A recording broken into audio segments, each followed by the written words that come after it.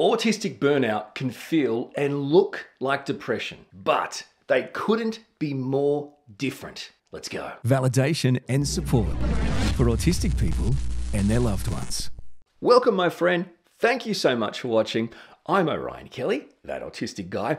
I'm all about providing validation and support for autistic people and their loved ones. As autistic people, at least in my experience, it's not uncommon when you're going through a period of autistic burnout for your loved ones to say things like, "You seem sad, you seem depressed, are you okay?" Now, there's nothing wrong with that, but are you in fact experiencing depression or autistic burnout? We need to get to the bottom of this. So first up, let's define both autistic burnout and clinical depression. Keeping in mind, I'm not a doctor or a healthcare practitioner. I'm just an autistic guy using my lived experiences to have some conversations with you about stuff that I think will help you feel validated and supported. Autistic burnout. What's the deal with that? So autistic burnout is, from my understanding, not what you'd class as a medically recognized condition, like, for example, clinical depression. But it is something autistic people experience on a regular basis. To break it down in simple terms, autistic burnout is, in essence, a physical, emotional, and mental exhaustion. In other words, it's a state of being for an autistic person, a state of feeling significant physical, emotional, and mental exhaustion. I'd also point out to say it's not just fatigue, okay? People can feel tired. Sure, you do feel tired or fatigued during burnout, but even that is at a level you don't usually experience. A good way to look at autistic burnout is as a complex reaction. So as an autistic person, with our day-to-day stresses, they could be sensory, they could be communication and interaction, demands and pressures of navigating a neurotypical world build up, resulting in a complex reaction we know as autistic burnout. Clinical depression, on the other hand, is a long-standing recognized medical condition. In general terms, clinical depression affects how an individual feels, thinks, navigates daily life. In other words, clinical depression can affect how you navigate life. Conversely, autistic burnout is a reaction to having to navigate life. But it is important to point out that there is absolutely no question that autistic people can also be diagnosed with other co-occurring conditions like depression or anxiety. Now, before we move on to some key differences to try and illustrate the separation between autistic burnout and clinical depression, just a couple of practical examples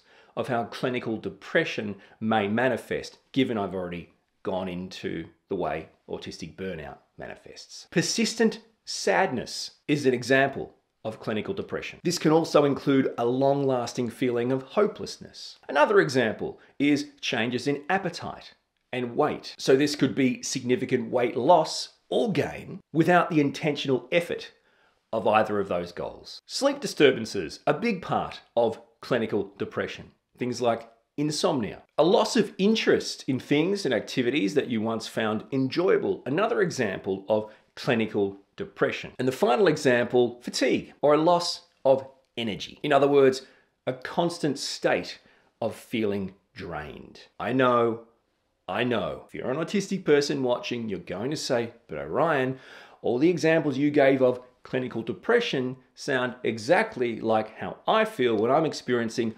autistic burnout." That's the point of this video. Let's explore the key differences between the two. And I want to start with a quick personal story, an example from my life. Not long ago, in fact, during that period where I was experiencing quite bad burnout, my son had his 10th birthday. And we had a birthday party, obviously. And he's an autistic kid, and we let him lead. Who do you want to be at your party, mate? Okay, and usually he just says, "Just my cousins, just some family." That's not uncommon for autistic kids to not especially need friends at a party, but just kind of their close, safe people. So that's what we did. But it's a birthday party at our house. I'm an autistic guy. He's an autistic kid. There are family members in our house. There's the anxiety and the preparation leading up to it. There's the actual experience. and there's the end of the experience. I found the next day, not so much straight after that day, but the next day, the next couple of days flowing into the next week, that in my mind, I thought I was feeling sad or down, or maybe even depressed. But as I started to think about it and kind of unpack the feelings I was actually going through, it occurred to me, and this was actually an epiphany to me. It occurred to me, I'm experiencing autistic burnout. I don't actually feel sad or depressed. I feel down or low because of everything that goes with having a birthday party in your safe place. And for your son, I have to be a husband and mask. I have to be a father and mask. I have to be me in the environment of family and mask. If not for them, for me. Because you take the mask off and it makes it even more uncomfortable for you in that situation. And as I thought about going through this birthday party experience, I thought, that's what's happening here. Going through this birthday party experience, which was amazing, great for my son and my family, but the toll that took caused me over the next few days to feel like I was depressed, when in fact, as I thought about it, I get it now. The stresses, the anxiety, the capacity, all these things went together and put me into further burnout. That was one of the biggest epiphanies I've had in a long time. Because I know as autistic people, when you start to feel like you're moving into burnout, people might say, why are you so sad? Why are you so down? Are you depressed? And they're saying that for the right reasons. They're trying to support you and love you. But now I knew I could say, actually, you know what? I'm not depressed. I'm burnt out. And this is why these key differences hopefully will illustrate that a little bit further. So let's start with trigger factors. Autistic burnout, as we've discussed in many videos, is linked to or triggered by every trigger that autistic people have in their life that they've identified that dysregulate them, that cause meltdowns, shutdowns, outbursts, or what could be labeled autistic rage. Nothing is different. What triggers autistic burnout? The same things that trigger you in life every day. And what happens when these triggers affect you and you don't allow yourself the time and space to bring yourself back, to regulate yourself, whether it's stimming, alone time, special interests, whatever it is for you, that will compound and lead into burnout. That's a pretty clear and obvious trigger. What triggers autistic burnout? The same stuff that triggers everything else leading up to autistic burnout. But the triggers for a clinical diagnosis of depression are clearly more scientific, specific, or medicine-based. I'm not a doctor, like I said. I'm not a healthcare practitioner. I'm just an autistic guy having a conversation. You know probably as well as I know. What are the type of generally known triggers for clinical depression? They can be anything from trauma, life events, even biochemical imbalances. That is very different to things that dysregulate you as an autistic person. Let's talk about duration as another key difference. A lot of times I will talk about myself and my experiences of autistic burnout, which for the most part, I feel like weeks is a good general answer. Autistic burnout for me doesn't last days, usually lasts weeks. I want to point out though, that I see in the comments and the emails and the connections I get with this amazing community, that for some of you, and certainly late diagnosed autistic people, autistic burnout can last months, if not years. So duration for autistic burnout is 1000% individualized to an autistic person's experiences. Bottom line, there is no set duration. However, duration of clinical depression is not something I'm trained or equipped to explain to you. All I know is in general terms, it would be classed as over a more extended period of time. In other words, autistic burnout can actually be legitimately experienced by autistic people for days, and then not for ages, or for weeks, and then not for ages. But I think that's different to someone experiencing clinical depression. That's not something they struggle with for one day, and then it goes away. All right, another key difference is our response to the environment. For autistic people, our response to the environment or the stimuli around us is a result of our own individual triggers. All autistic people have different sensitivities. Now, some, with regards to the sensory stuff, may be super triggered by smells or may be startled by sounds. Some may have very little input in that, but have real triggers environmentally by unexpected or unpredictable places or people. And as I said, experiencing this sensory sensitivity or these triggers in the environment result in dysregulation, outbursts, shutdown, meltdown, and then autistic burnout. Clinical depression, however, could be viewed not as a response to the environment, but in fact, a more broader response, which affects mood, and your ability to function in daily life in general. It's more a broader challenge. Cognitive patterns, another key difference. For autistic people, it's not uncommon for burnout to lead to an impact in your executive functioning abilities. Remember, executive function are cognitive tools. So out of the gate, we're going to struggle to bring our executive function skills up to the level of neurotypical people. In burnout, they're clearly going to be impacted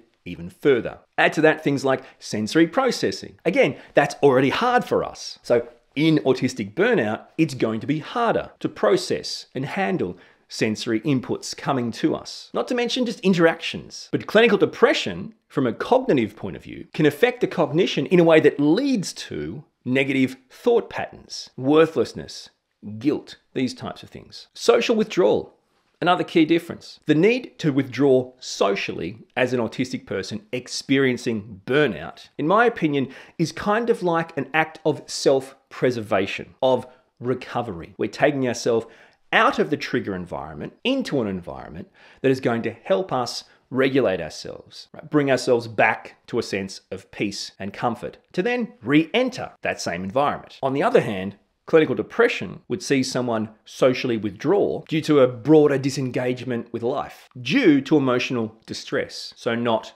these social triggers. How about communication? Autistic burnout, does that affect an autistic person's ability to communicate and interact? Is that a trick question? When you're burnt out, like I talk all the time. I'm doing it right now. When I'm burnt out, I can't record these types of videos. You know that. You've seen me do live streams because that's all I could do. It affects your verbal expression or your ability to express yourself. You legitimately rely on really any form of non-speaking communication.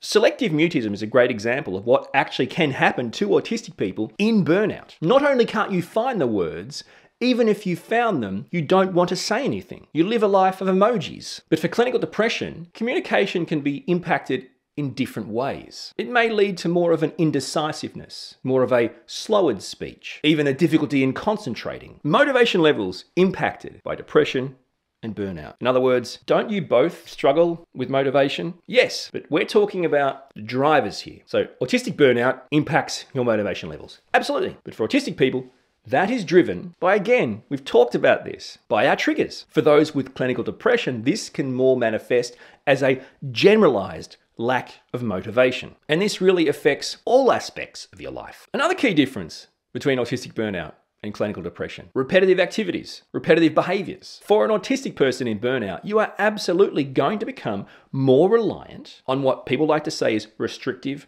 and repetitive behaviors. Why? Because these types of repetitive behaviors you've always leaned on help you cope, help you regulate. That just makes sense. But for those with clinical depression, leaning into restricted or repetitive behaviors, although it may happen, isn't something that is common or a given. And usually it would be more based on things we've talked about, which is restricted behaviors based on that general lack of motivation. In other words, due to decreased energy, rather than I'm going to do this because this is my regulating coping strategy. How about physical symptoms? Physical symptoms of autistic burnout. We talked about some of the obvious ones. Okay, this need to sleep and tired. I could also add to that, just from my point of view, things like gut aches, yuck guts, headaches, things that are physical that manifest during these periods of autistic burnout. Now we all know, and if you don't, there's a gut-brain connection, and autistic people have a different brain. That's a different connection to our gut. Now, for clinical depression, the physical symptoms are often quite different. They can be things like unexplained aches, pains, changes to appetite, things that are unrelated to this sensory stimuli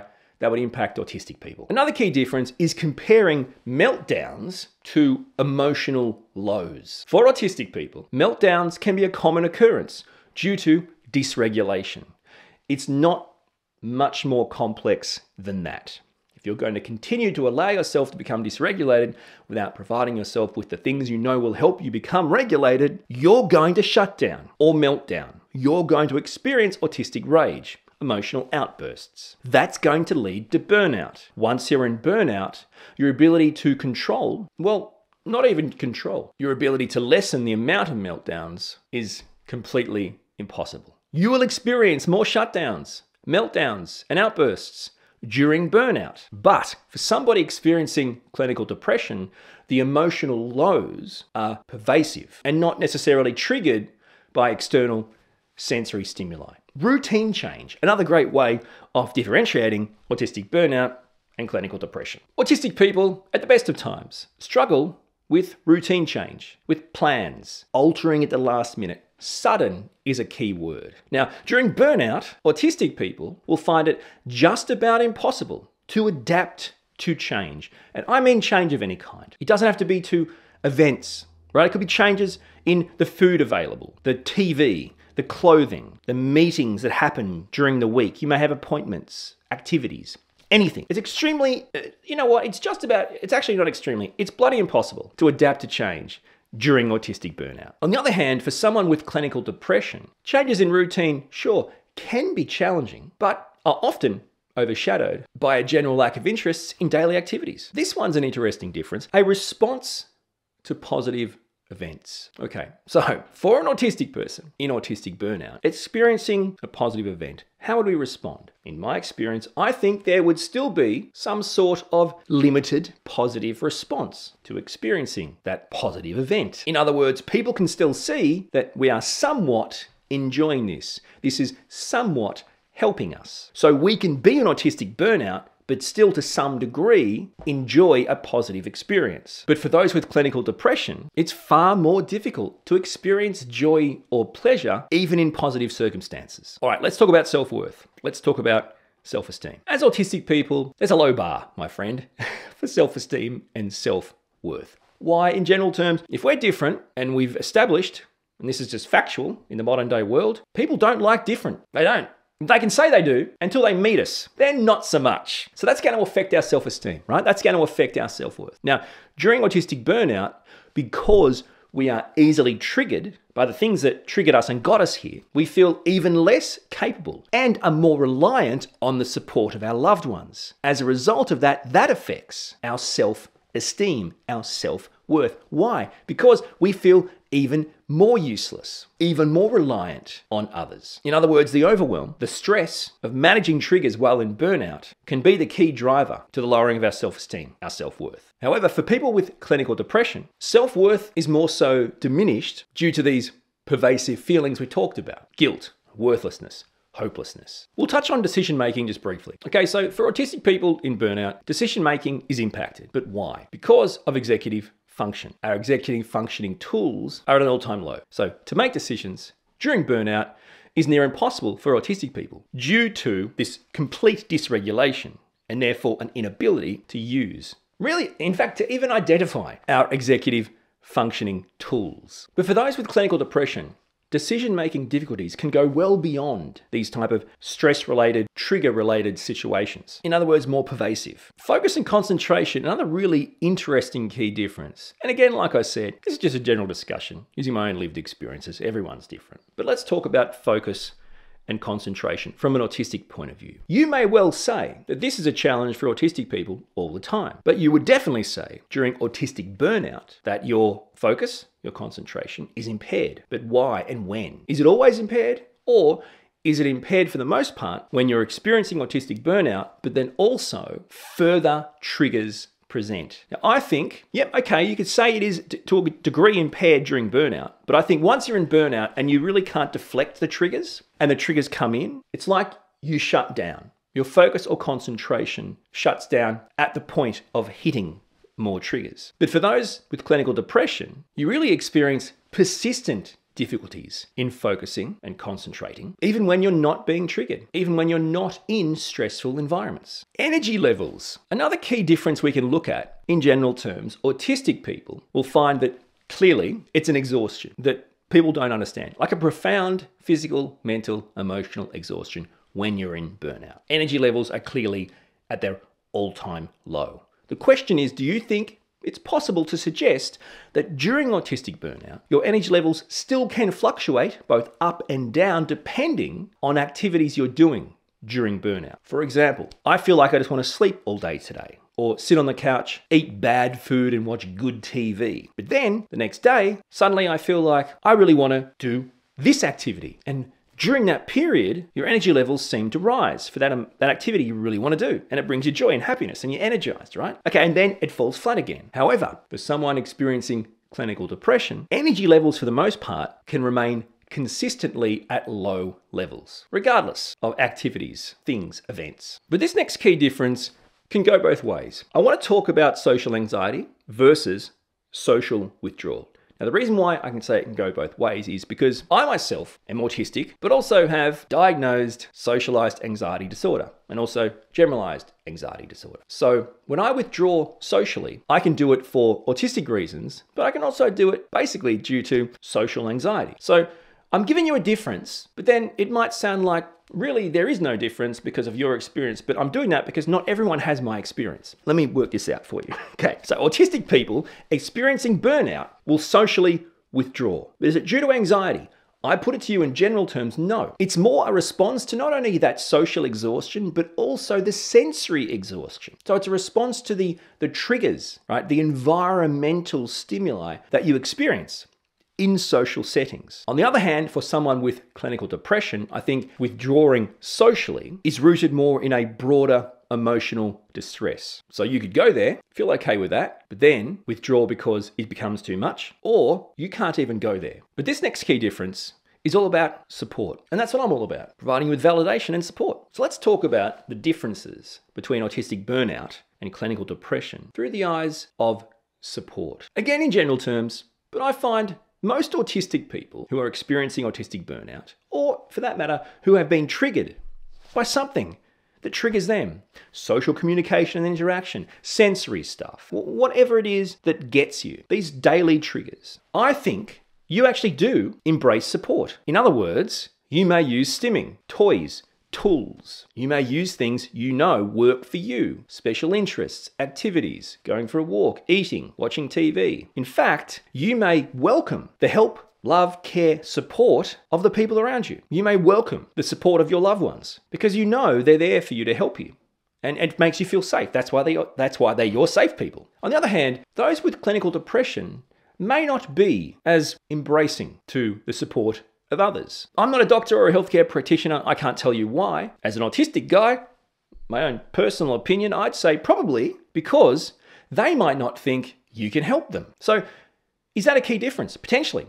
If you experience clinical depression and there are tools or toys or routines or activities or people that can offer you support to actually help you feel better and you take it versus that's not going to help me. You can't help me. I don't want my safe people. I don't want to do things I love. You can't help me. You don't know me.